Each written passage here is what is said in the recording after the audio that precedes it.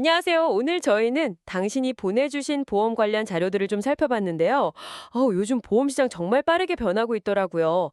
그 속에서 당신에게 꼭 필요한 정보? 핵심만 쏙쏙 뽑아서 이야기 나눠보겠습니다. 네, 뭐 복잡한 뉴스들 많지만요. 저희 목표는 딱 하나입니다. 그래서 이게 나랑 무슨 상관이지? 나한테 어떤 의미가 있지? 이 질문의 답을 찾는 거죠. 당신의 돈, 권리, 또 뭐 새로운 위험들, 그리고 보험을 만나는 방식의 변화까지. 바로 한번 시작해 볼까요? 첫 이야기는 당신의 보험금과 직결되는 문제인데요. 바로 고지 의무입니다. 보험 가입할 때 에이, 이 정도는 괜찮겠지? 하고 넘겼던 사소한 진료 기록이요. 나중에 문제가 될 수도 있다는데 전문가님 정말 그런가요? 네. 바로 그 괜찮겠지가 생각보다 큰 문제를 일으킬 수 있습니다. 음, 많은 분들이 감기 치료나 뭐 안과에서 눈물약 처방받은 거 이런 건 대수롭지 않게 생각하시는데요. 네, 그렇죠. 보통 그렇죠. 근데 보험사가 중요하게 보는 이 의료 정보의 범위가 생각보다 넓을 수 있어요. 중요한 기준이 뭐냐면 최근 3개월 안에 의사 진찰이나 검사를 통해 의료 행위를 받았는지, 또 최근 5년 안에 입원, 수술 혹은 7일 이상 치료나 30일 이상 약 처방을 받았는지 여부거든요. 3개월, 5년 기준이 있군요. 네, 실제 사례를 보면요. 유방암 보험 가입자가 있었는데 이분이 과거에 감기나 안과 진료 사실을 깜빡하고 알리지 않으셨어요. 네. 근데 나중에 암 진단을 받고 보험금을 청구했는데 보험사가 이 고지 의무 위반을 이유로 계약을 그냥 강제로 해지해버린 거예요. 그리고는 그동안 낸 보험료에서 사업비 빼고 해지 환급금만 돌려준 거죠. 와, 아니 암 진단을 받았는데 그냥 과거 감기 진료 기록 때문에 보험금이 아니라 해지 환급금이라니요. 이거 너무 억울할 것 같은데요. 그렇죠. 정말 당황스러운 상황이죠. 그럼 소비자 입장에서는 이런 상황을 어떻게 피해야 할까요? 뭐 병원 간 거 전비 다 말해야 하나요? 기억도 잘 안 날 텐데. 핵심은 정확하게 알리는 겁니다. 기억에만 의존하면 빠뜨릴 수 있잖아요. 네, 그렇죠. 그러니까 보험 가입 전에 그 건강보험공단 홈페이지나 더 건강보험 앱이 있어요. 거기서 최근 1년치 진료 기록 정도는 확인해 보시는 게 좋습니다. 미리 확인을 해라. 네. 그리고 청약서에 질문사항들이 있잖아요. 그거 꼼꼼히 읽어보시고 해당하는 내용 빠짐없이 정확하게 적으셔야 하고요. 혹시 설계사 통해서 가입하시더라도 마지막에 청약서 내용은 꼭 본인이 직접 확인하고 서명하셔야 합니다. 설계사 말만 믿으면 안 된다는 거군요. 네. 설계사가 괜찮다고 했어요. 이게 나중에는 아무런 효력이 없을 수 있거든요. 조금 번거롭게 느껴지시더라도 이 과정을 꼭 거치는 게 나중에 혹시 모를 더 큰 분쟁을 막고 당신의 소중한 보장을 지키는 가장 확실한 방법입니다. 기억보다는 기록, 그리고 직접 확인. 정말 중요한 말씀이네요. 자, 다음 이야기는 좀 다른 각도에서 보험금을 생각하게 만드는 사례인데요. 구미공장 화재로 647억 원, 어마어마한 액수죠. 이 보험금을 받은 한국 옵티컬 하이테크 이야기입니다. 보통 이런 큰 보험금을 받으면 당연히 피해 복구에 쓸 거라고 생각하는데 이 회사는 공장 복구 대신에 폐업하고 희망퇴직, 정리해고를 선택해서 논란이 되고 있어요. 소방당국에서는 보험금으로 충분히 공장 복구가 가능하다고 봤거든요. 복구 가능하다고 봤는데도요? 네. 그런데 회사는 다른 결정을 내린 거죠. 특히 더 논란이 되는 지점은 이 회사가 외국인 투자 기업으로 여러 세금 혜택 같은 걸 받으면서 운영됐다는 점, 그리고 심지어 화재 직전에는 신규 채용까지 늘렸다는 그런 정황들이 있거든요. 혜택은 받고 채용도 늘려놓고선? 그런데 정작 큰 불이 나니까 그 받은 보험금으로 공장을 다시 짓고 고용을 유지하는 대신에 그냥 폐업하고 해고를 진행하고 생산 물량은 다른 곳으로 돌려버렸다는 점에서 비판이 아주 거셉니다.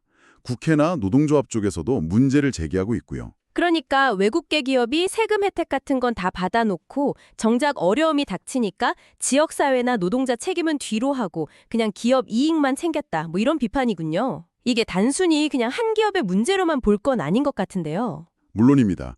이 사례는 우리 사회 전체에 좀 중요한 질문을 던지고 있어요. 거액의 보험금이 지급되었을 때 그 돈이 단순히 기업의 재산 손실을 메우는 데만 쓰이는 게 맞느냐? 아니면 그 돈이 나오기까지 어떤 식으로든 기여했을 노동자들의 일자리나 또 기업이 속한 지역사회에 대한 책임까지 고려해야 하는 건 아니냐? 이런 질문이죠. 네, 그렇죠. 특히 세금 감면 같은 공적인 지원을 받은 기업이라면 그 책임의 무게는 더 크다고 봐야겠죠. 보험의 역할, 그리고 기업의 사회적 책임에 대해서 우리 사회가 좀 더 깊이 논의해야 할 시점이라는 걸 보여주는 사례입니다. 당장 당신의 보험료에 직접적인 영향은 없겠지만 이런 일들이 쌓이면 결국 보험제도 전체에 대한 사회적 신뢰와 운영 방식에도 영향을 줄 수밖에 없겠죠. 아, 보험금의 의미를 정말 다시 생각해보게 되네요. 자, 이번에는 우리 주변의 새로운 위험 요인에 대한 이야기입니다. 요즘 전기차도 많고 스마트폰, 보조 배터리 안 쓰는 분 없잖아요. 우리 생활에 아주 깊숙이 들어와 있는 이 리튬이온 배터리.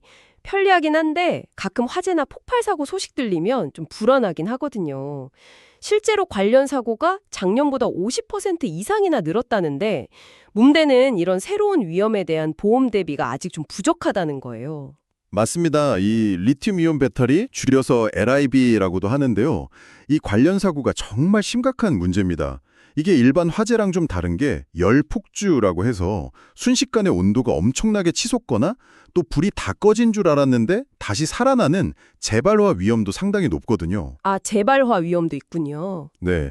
그런데 현재 우리나라에는 이런 LIB만의 어떤 특수한 위험을 제대로 반영해서 보장해주는 전용 보험 상품이 사실상 거의 없습니다.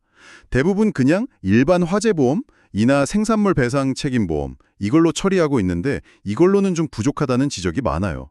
최근에 국가전산망센터 화재 때도 이 배터리 문제가 원인 중 하나로 지목되면서 위험성이 다시 한번 크게 부각됐었죠. 듣고 보니 심각한데요. 근데 미국이나 유럽에는 이미 전용 보험이 있다면서요. 왜 우리는 아직 없는 걸까요?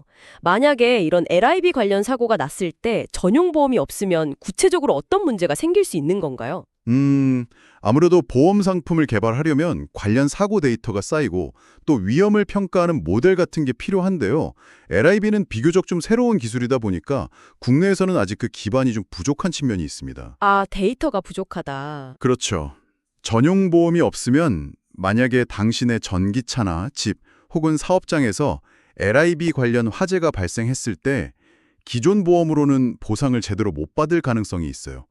특히 이게 배터리 자체 결함 때문인지 아니면 관리 부주의인지 이런 원인을 따지는 과정도 굉장히 복잡해질 수 있고요.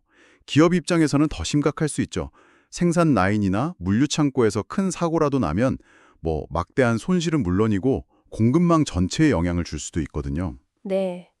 그래서 보험연구원에서도 지적했듯이 관련 기관들이 좀 힘을 합쳐서 한국형 LIB 전용 보험 상품 개발을 서둘러야 합니다.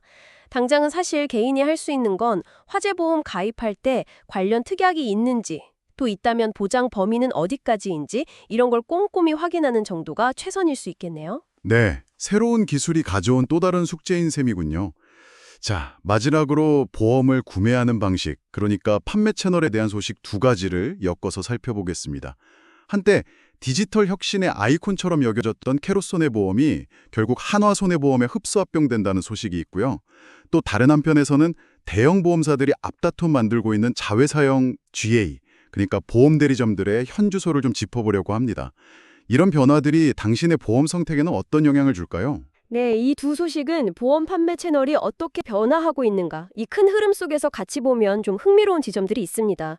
먼저 캐롯손보 합병권은요, 혁신만으로는 보험 시장에서 살아남기가 참 어렵다는 현실을 좀 보여주는 것 같아요. 아, 혁신만으로는 안 된다? 네, 그 탄만큼 내는 퍼마일 자동차 보험, 이거 정말 참신했잖아요?